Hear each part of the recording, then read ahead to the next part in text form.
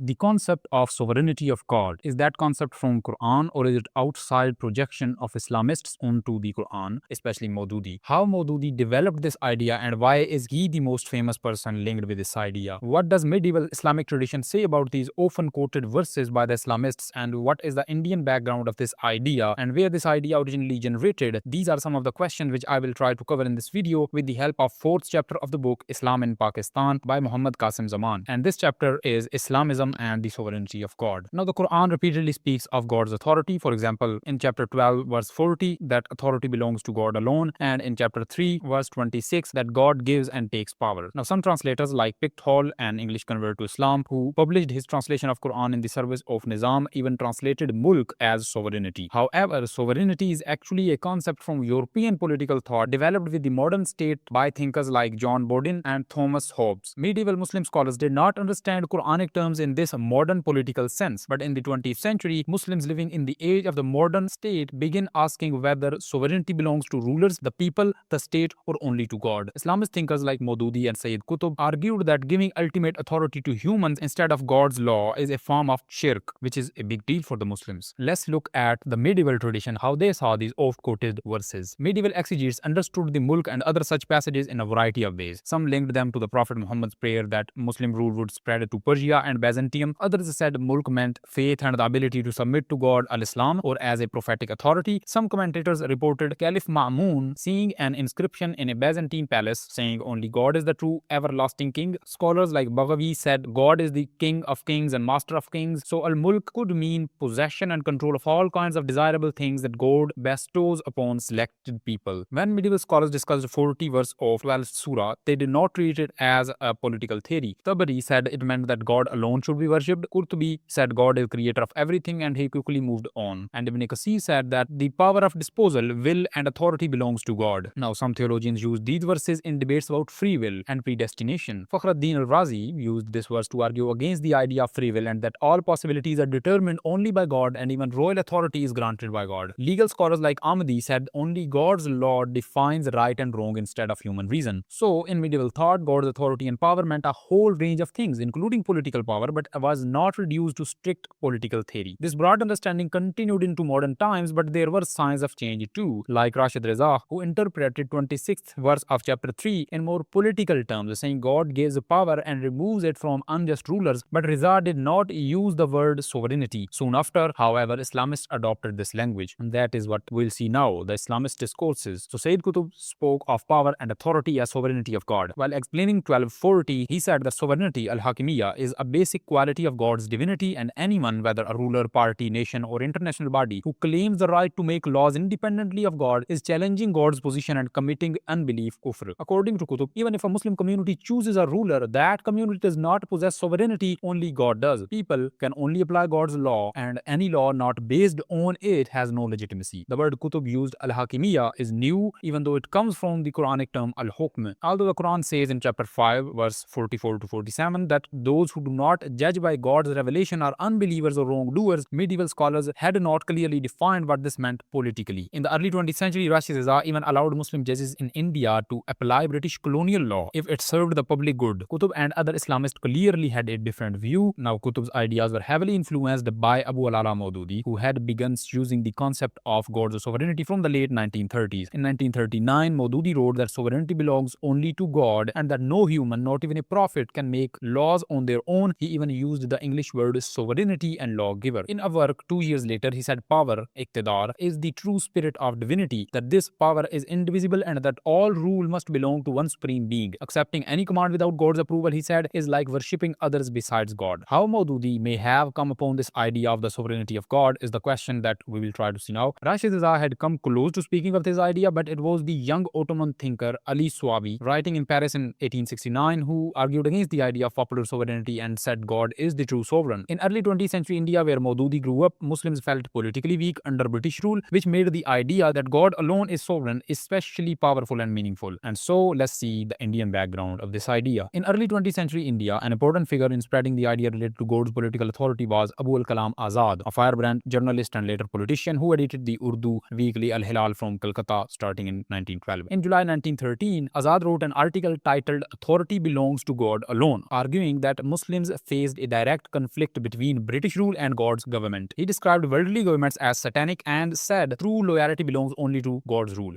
Though he did not yet use the modern term sovereignty, he brought the idea close to it. Shah Abdul Qadir, son of Shah Wali Allah, one of the first translators of the Quran into Urdu, had translated 1240 to mean that hukumat does not belong to anyone but God. And in the early years of 20th century, Nazir Ahmad had likewise translated the passage in question as hukumat belongs only to the one God. And since hukumat could also mean sovereignty in modern political language, readers could begin understanding it that way. During World War I, the government had limited the movements of Muhammad Ali and his brother Shaukat Ali to a small town in the central provinces, now Madhya Pradesh. They did not have much of the Islamic learning, and during their confinement, they discovered the Quran through the translation of Nazir Ahmad. Muhammad Ali saw the main theme of Quran as the kinghood of God and the service of man as his agent, as Muhammad Ali was also reading the English translation by his namesake Maulana Muhammad Ali, who was a Lahore-based Ahmadi, and this translation used a strong kingdom of God language. The poetry of Muhammad Iqbal, especially Israr-e-Khudi and Ramuz-e-Khudi, also exercised some influence on Muhammad Ali during his confinement, and he found Iqbal to confirming what he himself had begun to discover about Islam. He was also influenced by English novelist H.G. Wells' 1916 novel Mr. Britling Sees It Through, which spoke of God as the only true king. After release in June 1919, Muhammad Ali was arrested again in September 1921 for encouraging Muslim soldiers not to fight fellow Muslims in the Greek-Turkish War. At his Karachi trial, he declared in English that Islam recognizes one sovereignty alone, the sovereignty of God, quoting 1240 of Quran and arguing Muslims could obey British rulers only if this did not contradict God's law. He challenged the freedom of religion by the British by saying that they either allow real religious freedom or admit that people serving in the military should be ready to violate the most basic dictates of their faith, hence no religious freedom. He was sentenced to 2 years in prison and began writing a book titled Islam, Kingdom of God, but it was never completed. Now, Mawdudi had participated in the Khilafat movement and had apparently come to know Muhammad Ali. There is good reason to think that Mawdudi's idea of the sovereignty of God was at least influenced by Muhammad Ali's. Mawdudi never acknowledged this because to him this idea had come to be the most natural way in which to think about God. Mawdudi later claimed even Jesus preached God's sovereignty, citing Matthew 6:10. Mawdudi's stark contrast between God's law and man-made law is also reminiscent of Muhammad Ali's discourse. He also developed the idea of popular vicegerency, umumi khilafat, that every believer is a caliph of God in his particular place, which shows the influence of Iqbal, as they both knew each other and Iqbal had spoken of the vicegerency of God in some of his other verses. Another background influence was Mawdudi's birthplace, Hyderabad, where Nizam claimed political sovereignty against the British in the 1920s. In a 1928 treatise, Mawdudi defended Hyderabad's sovereignty, but Islamic discussion was strikingly absent from that. When he used terms like complete and absolute sovereignty, Kamil Hakimiyat-e Mutlika, it was with reference to the Nizam, not to God. Soon it was no longer a matter of Hyderabad's sovereignty in relation to the British crown, but God's in relation to humankind that he started speaking of. And so let's look at the fourth section, in which we will see different figures' ideas on this topic. Now, the idea of sovereignty of God was very much in the air in late colonial India, and it meant different things to different contemporaries of Mawdudi. One important figure was Abu al-Mahasin Muhammad Sajjad from Bihar, a founding member of the Jamiyat al-Ulama-e-Hind. He took an initiative toward establishing Sharia-based non-governmental courts, Imarat-e-Sharia, to deal with Muslim legal matters under British rule. This system, led by an Amir, was meant to replace the symbolic authority Muslims had earlier seen in the Ottoman Caliphate. In his posthumous and incomplete work, Hukumat-e-Ilahi, Sajjad argued that the proper fulfillment of basic human needs required the existence of an institutionalized and collective system, Jamaati Nizam. Sajjad sought primarily to convince that the teachings of Islam provided the only system that was workable and other systems were inadequate because they were based on man-made laws and the people had to be coerced to follow those man-made laws. And because people made those laws, so those laws could not be said to uniformly secure everyone's interests, while God's law is fair because God is all-knowing and unbiased. Though he did not directly use the phrase sovereignty of God, his idea of divine government was very close to it. Now, the preface to Sajjad's book was written by Hifz al-Rahman Seoharvi, leader of Jamiyat al-Ulama-e-Hind. He underlined the inadequacy of man-made political systems and made the point that the universal values of peace and equality could only flourish when they came from a divine rather than a merely human source. This is what divine government seems to mean to him. However, he supported the Indian National Congress and cooperation among religious communities against British rule. His larger point was not about the political supremacy of Islam, but rather about the universally applicable moral foundation that Islam provided to politics. In his earlier book, Islamic Economics, Seoharvi quoted 1240 of Quran and said that no individual or community could lay claim to sovereignty of God, but clarified in explanatory note that this does not mean that the Caliph and his associates could not adopt the law to changing needs, which can be done through ijtihad. He further clarified it in his next edition of the book that the basic and fundamental devising of the laws is in the hands of God, and that human beings can continue to adopt God's law to evolving circumstances, which is again very typical language of the modernist, as we have seen in the previous video. Now, Mawdudi Mawdudi had founded his Jamaat-e-Islami in 1941, and the party's constitution declared that only God is the true sovereign and that the party's goal was to strive for divine government, Hukumat-e-Ilahiyya, and the Islamic system of life. By the 1940s, many others also used this language. The Sufi leader Sayyid Muhammad Zoki Shah wrote a letter to Muhammad Ali Jinnah around 1940, just before Pakistan's demand was formally made in Lahore, saying there are only two systems, sovereignty of God or sovereignty of humans. In speaking of the dangers of man-made systems, his point was not to affirm Mawdudi's Islamist ideology, to which he was hostile, but rather warn against Hindu political domination of India. A likely source of inspiration is again Muhammad Ali, but he was also influenced by Pict Hall. In his letters to Pict Hall in 1932 to 33, Zoki Shaw had sought to correct Pict Hall's understanding of Islam, especially related to prophethood, which Pict Hall seemed to not mention in relation to one's salvation. The most important modernist articulation of this idea came in the Objectives Resolution, which declared that sovereignty over the entire universe belongs to God Almighty alone, but that authority is exercised by the Pakistani state through the people as a trust. Modernist leaders meant that the state would interpret God's limits, not the ulama. Religious scholars were uneasy, suspecting that modernists wanted wide freedom to legislate while only using God's name symbolically. Earlier in 1946, Sayyid Sulaiman Nadwi had written an essay titled "The True Ruler is God Alone" and had affirmed that as the ruler of the universe, God alone is the source of law. Scholars can apply that law to new situations through ijtihad, as the core principles where eternal subsidiary rules could be derived from them according to the circumstances. He stressed that ijtihad does not create new laws but extend God's existing laws, and it is hardly surprising that the English translation of this essay is titled "The Sovereignty of Allah." For all their misgivings about the sovereignty of God being put to the wrong use, the idea had found its way into the discourses of the Pakistani ulama. In January 1951, Pakistani ulama met under Nadwi's leadership and listed principles for an Islamic state, starting with God's ultimate sovereignty. In 1953, Mufti Muhammad Shafi wrote Quranic constitution in the form of mock articles of the constitution, and Article 2 of his stated that the true ruler is God and that the highest authority in the state belongs exclusively to God. Modern thinkers in the 1960s also used this language but differently to challenge the ulama and the Islamists. Ghulam Ahmad Parvez argued that divine sovereignty consisted in the unified authority, wahdat-e-iqtidar, that belongs only to God, with the unstated implication that such authority was best exemplified in the real world by a strong government. Parvez said that through a recognition of God's sovereignty and the ethical values articulated in the Quran, all humanity could come together on a shared platform. Fazlur Rahman, taking issue with Mawdudi, said that the term sovereign as a political term is recent coinage and it denotes the factors to which belongs coercive force in order to obtain obedience to its will. He said that God is obviously not sovereign in this sense, but people are sovereign since only to them belongs ultimate coercive force. He actually did not dispute the idea of sovereignty of God, but he said that it means that Quran's moral principles are objective and do not depend on or even necessarily conform to the subjective wishes of people. He said God neither acts as political sovereign nor as a lawmaker. The Muslim people themselves are the sovereign and the lawmaker. Mawdudi too had come to allow considerable scope for human legislation. The idea that the Muslim community was itself the arbiter of what limitations to impose upon itself was the very negation of sovereignty of God for him. And now let's look at the sovereignty of God in practice, and in this one we will see what has the idea of sovereignty enabled the Jamaat-e-Islami to do in political life in Pakistan and what has it prevented the party from doing. Now what it has done for Jamaat is quite simply to justify its participation in the political process. This idea had once made Mawdudi strongly oppose elections and legislative assemblies because he believed only God had the right to make laws, and for the same reason he rejected the legitimacy of colonial judicial system. In our legal reply before independence, he argued that even a Muslim judge working under man-made law had no Islamic authority. However, Mawdudi's position on the matter of legislation became considerably more nuanced after the establishment of Pakistan. By January 1948, he admitted that while Islamic law has fixed principles from the Quran and Sunnah, it also allows interpretation and new subsidiary laws. The Jamaat split into Indian and Pakistani branches after the partition. In Pakistan, the party entered politics from the early 1950s. Once the sovereignty of God was affirmed, as it was by the Objectives Resolution in 1949, it became possible for the party's members to live as full citizens of the state. Now, the second question, that what has the idea prevented the party from being able to do in Pakistani politics? Its political practice has tended to be far more pragmatic than its ideology would seem to allow. Thus, it supported the Objectives Resolution, even though it also gave authority to the people as well. The Jamaat accepted Pakistan's 1956 constitution, which was largely based on colonial and Western models, simply because it mentioned God's sovereignty. When it was replaced after martial law in 1958, Islamists still called for its return. Later constitutions in 1962 and 73 were also accepted, even though none fully matched Mawdudi's ideal state. In elections, the Jamaat often allied with parties that were far from being godly, accepting a political system Mawdudi had criticized. For example, its General Secretary Mian Tufail Muhammad praised General Yahya Khan as a champion of Islam, mainly because he opposed leftists like Zulfikar Ali Bhutto and Bengali separatists. Yet Yahya's personal lifestyle, including heavy drinking, clearly contradicted Islamic morals. Later, the Jamaat cooperated with General Zia al-Haq, who promoted Islamization, though even his rule did not fully reflect divine sovereignty. sovereignty. So the Jamaat had its share of ideological conflicts within its ranks, and there has been always the question of ideological purity versus political pragmatism. In 1957, some leaders felt politics was too corrupt and that the party should first morally train people before entering elections. Mawdudi strongly disagreed and argued that the virtues needed for the particular task are only acquired by embarking upon that task, and so is the case of politics. He cited Prophet Muhammad and Prophet Joseph as examples of combining moral and political work. Given that moral and political ideas were inextricably intertwined in Mawdudi's thought, as were the ideology and political action, until a righteous political order was in place, the practices of an organization like the Jamaat Islami could not be properly judged in terms of its guiding principles. And the last section is why Mawdudi. So the idea of God's sovereignty did not start with Islamists, but it became closely linked with them, especially Mawdudi, for two main reasons. Number one, although many ulama later used this idea, they did so somewhat awkwardly because the concept was not originally part of classical Islamic terminology. Scholars like Soharvi and others used the term while discussing Islamic government, and Taqi Usmani also used it in the lectures in 1995. However, earlier scholars such as Sulaiman Nadwi preferred phrases like God is the true ruler instead of sovereignty of God. Even the official Urdu translation of the Objectives Resolution itself refers to God as the absolute ruler of the universe without any partner, which is not quite the sovereignty of God that the English version affirms. In contrast, Mawdudi used the term Hakimiyat, sovereignty, very clearly and confidently, sometimes even explaining it with the English word sovereignty. Because of this clarity, the concept became strongly associated with him. And the second major reason was Mawdudi's international influence, especially in the Arab world. In 1951, the Jamaat Islami set up an office to translate his writings into Arabic and spread them across Muslim countries. Through these efforts, Arab Islamists like Sayyid Qutb came into contact with Mawdudi's thought. A clear example of Mawdudi's influence is seen in Qutb's book, Social Justice in Islam. In its first 5 editions, the phrase sovereignty of God did not appear at all, but in the 6th edition in 1964,